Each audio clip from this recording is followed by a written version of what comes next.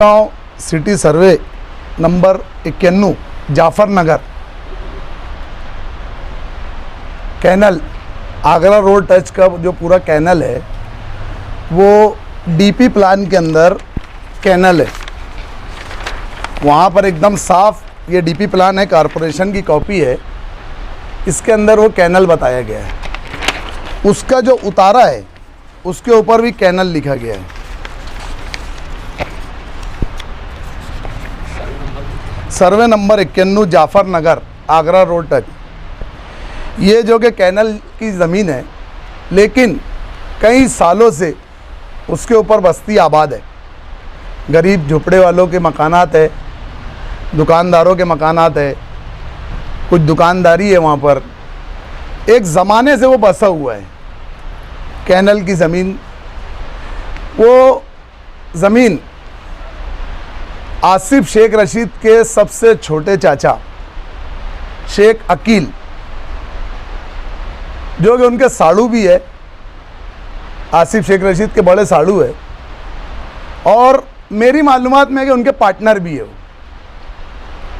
तो ये ज़मीन उन्होंने सर्वे नंबर 91 जाफर नगर इसकी बोगस खरीदी करे है। वो खरीदी के अंदर वो खुद मुलविस है, ये उसका खरीदी खत है, सर्टिफाइड कॉपी है।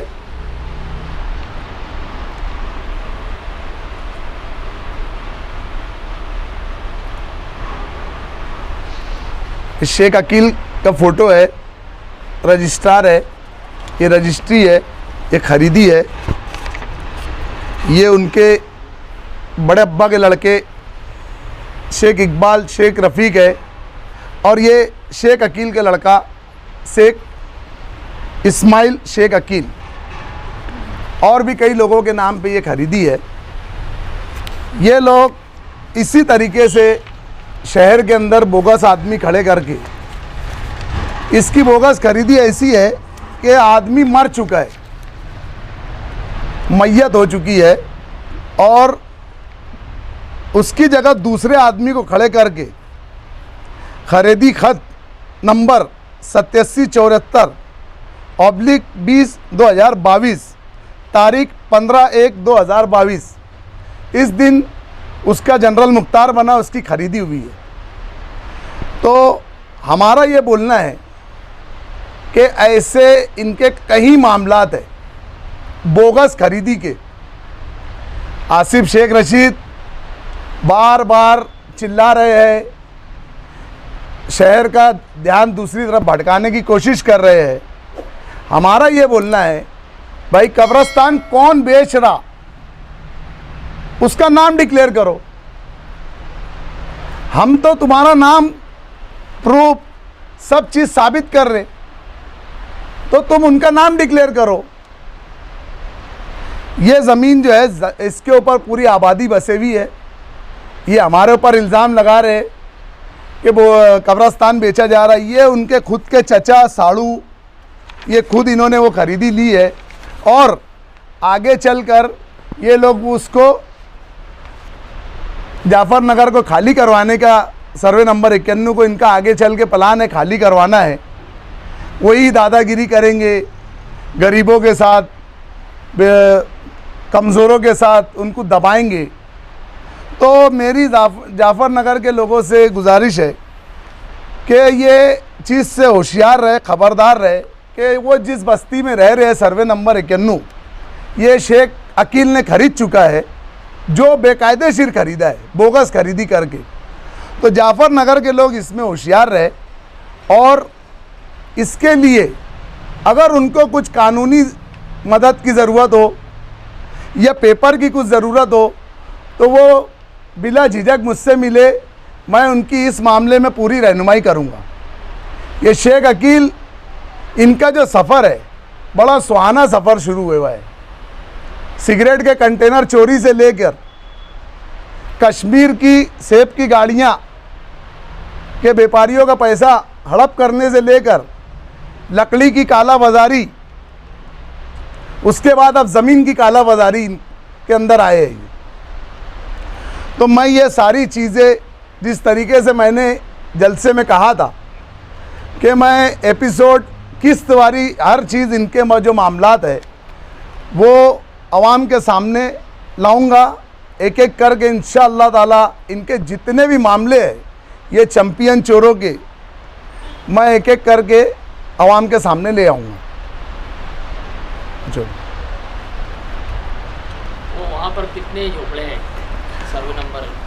सर्वे नंबर 91 के अंदर मोबाइल जो पूरा झोपड़े बसे हुए हैं।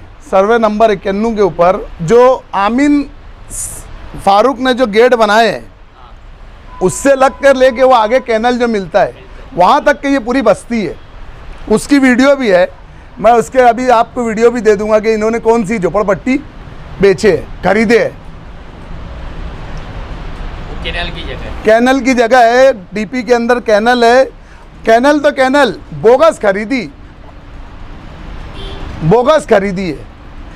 ये जो लेटर मैंने आपको दिया है ये सब रजिस्ट्रार नासिक, वहाँ इनके नाम की कंप्लेंट हुई है। सब रजिस्ट्रार नासिक के अंदर ये कंप्लेंट दाखिल हुई है और उसका लेटर मालेगांव रजिस्ट्रार को आ चुका है।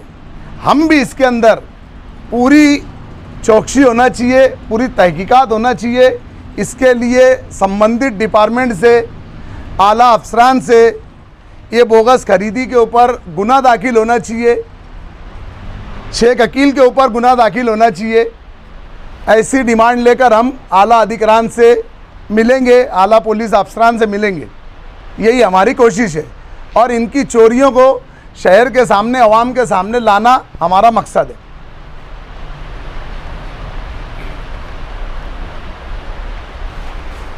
और किसी को कुछ सवाल पूछना होगा तो पूछ सकते होंगे। जगह कब्रिस्तान की ऐसा बता रहे हैं, किसकी है किसकी नहीं, तो उसके बारे में आपका क्या बोलना है?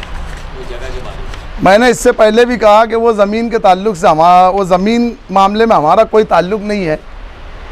वो ज़मीन कब्रिस्तान की है या नहीं है, मेरी मालूमात में 117 जो है सर्वे नंबर 117 वो 5 एकड़ 11 गुंठा है जो खाली पड़ी है। अभी भी वहाँ पर कुछ भी नहीं है आज भी।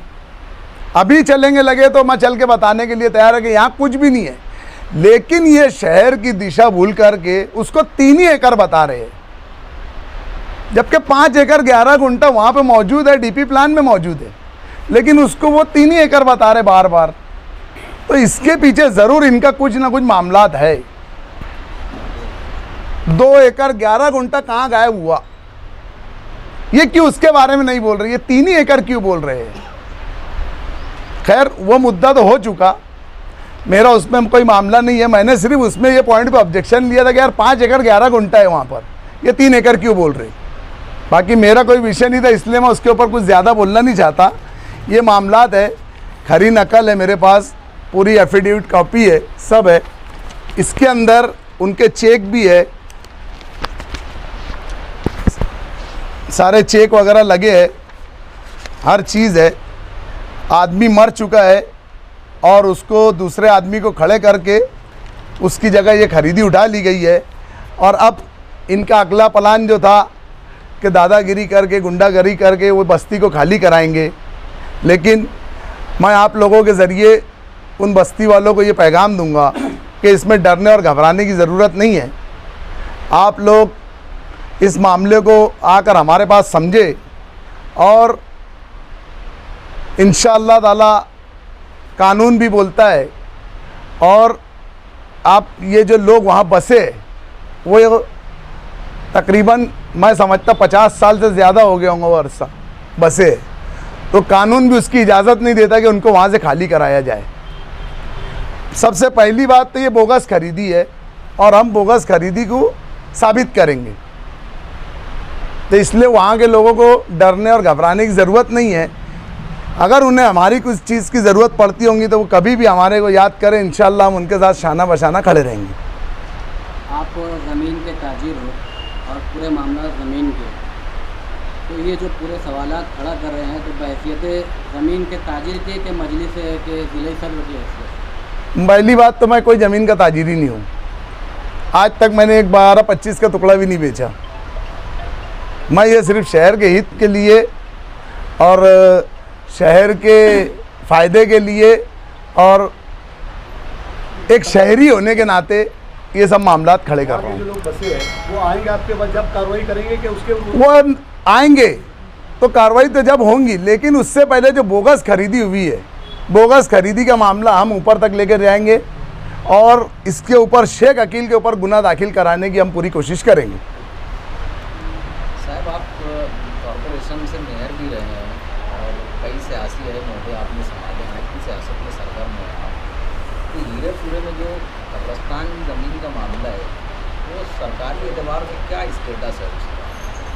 वो ज़मीन जैसे कॉरपोरेशन ने एक्वायर कर ली मुस्लिम दफन भूमि के लिए, उसका पेमेंट पूरा हुआ क्या अगर वो नहीं हुआ तो क्या वजह है कि इतनी बड़ी ज़रूरत की चीज़ आज वो मुंजमद है जो उसके ऊपर बांधनी पड़ेगी? दरअसल वो ज़मीन जो है वहाँ पर कॉरपोरेशन डीपी प्लान के ऊपर कब्रस्तान रिजर्वेशन है, लेकिन आपने जो सवाल किया कि मैं मेयर रह चुका हूँ इसलिए मैं उस ताल्लुक़ से बात कर रहा हूँ कि मेरी मालूमात में ऐसा है कि उस ज़मीन का काफ़ी कई मरतबा ठहराव हो चुका, ज़मीन मालक ने उनके ऊपर क्लेम करा, उनसे मांगनी करा। आज 15 साल से ज़मीन मालक उनसे पैसा मांग रहा है।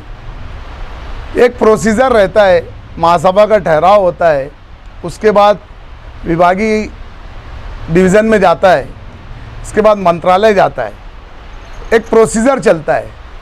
तो ये प्रोसीजर जो है कॉरपोरेशन के आगे कहीं बढ़ा नहीं है और हाईकोर्ट के अंदर जो मैटर उसका ज़मीन मालक को ज़मीन कॉरपोरेशन ने सिर्फ रिज़र्व की है, उसका 1 रुपया उसको दी नहीं है। कॉरपोरेशन का हक तब होएगा जब उसको कोई चीज़ का अमाउंट दे देवे। अभी तक उनको किसी को 1 रुपया मिला नहीं है। ये बार बार कहे कॉरपोरेशन से कि आप हमारी ज़मीन ले ले, आप हमारी ज़मीन ले ले। उन लोगों के पास काफ़ी डॉक्यूमेंट्स है। कॉरपोरेशन को अर्ज़ी दी है कि आप हमारी ज़मीन जो है आज 20 साल से खेती बंद है, हमारा खेती का भी नुकसान हो रहा और हमारी ज़मीन का कोई मामला हल नहीं हो रहे। तो इन्होंने शेख रशीद, पहले तायरा मैडम के बाद शेख रशीद के बाद फिर तायरा मैडम, इन्होंने उन लोगों को कई मरतबा अर्ज़ी दी है कि आप ये ज़मीन ले ले, लेकिन कॉरपोरेशन ने या ये बॉडी ने अपनी तरफ से कोई कदम नहीं उठाया ज़मीन को ख़रीदने के लिए। तो फिर वो लोगों ने बाहालात मजबूरी हाईकोर्ट के अंदर इस केस को लेके गए हैं, क्या ये ज़मीन कॉरपोरेशन ले लेवे या हमको इसका पैसा दे देवे या फिर हमें इसको रिजर्वेशन हटा दे।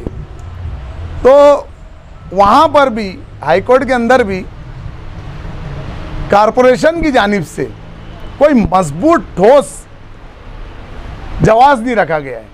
कॉरपोरेशन ने जानबूझ के विवाद पैदा कर दिया, एक इशू बना दिया। कॉरपोरेशन ने जानबूझ कर वे विवाद पैदा किया, हम ऐसा नहीं बोल सकते। हमारी अपनी गलती है, हमारे अपने ही लीडर है, हमारे ही जो शहर के मेयर है, आज इनकी आँख खुल रही है।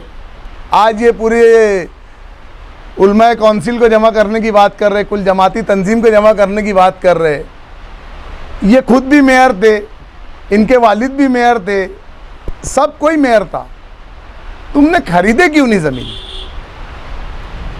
ज़मीन तुम खरीद लेते तो आज ये नौबत ही नहीं आती थी। लेकिन एक पुरानी कहावत है शहर के अंदर कि मसाइल को ज़िंदा रखो, लोग खुद ब खुद चल कर आएंगे। तो ये बड़ा दर्द दे रहे हैं कि यार वो आखिरी जगह है, आखिरी रास्ता है, आखिरी दर है। तो मेरे ख्याल से तो अल्हम्दुलिल्लाह अल्लाह रब्बुल इज़्ज़त का बड़ा एहसान है, करम है पाक परवरदिगार का। इसका तो हमको बहुत अच्छी से इल्म है कि वो आखिरी दर है, आखिरी दरवाज़ा है, आखिरी रास्ता है। हाँ, तुमने आखिरी दरवाजे के वास्ते बीजेपी के साथ मिलकर कब्रस्तान का गेट तोड़ डाला, कब्रस्तान का गेट तोड़ने की साजिश की कि यार कब्रस्तान का गेट टूट जाए। और जो bomb blast, Malegaon bomb blast को हम जो सर्च करते हैं तो सबसे पहले यूट्यूब के ऊपर, गूगल के ऊपर कब्रस्तान का गेट आता है। तो कहीं ना कहीं ये उस निशानी को ख़त्म करने के वास्ते बीजेपी के एजेंट बन के उस गेट को तोड़वाने के कोशिश में थे। जो आज हमको दरवाज़ा बता रहे हैं वो खुद कारपोरेशन का दरवाज़ा तोड़कर सबूत छुपाना चाहते थे, कब्रस्तान का दरवाज़ा तोड़कर सबूत छुपाना चाहते थे।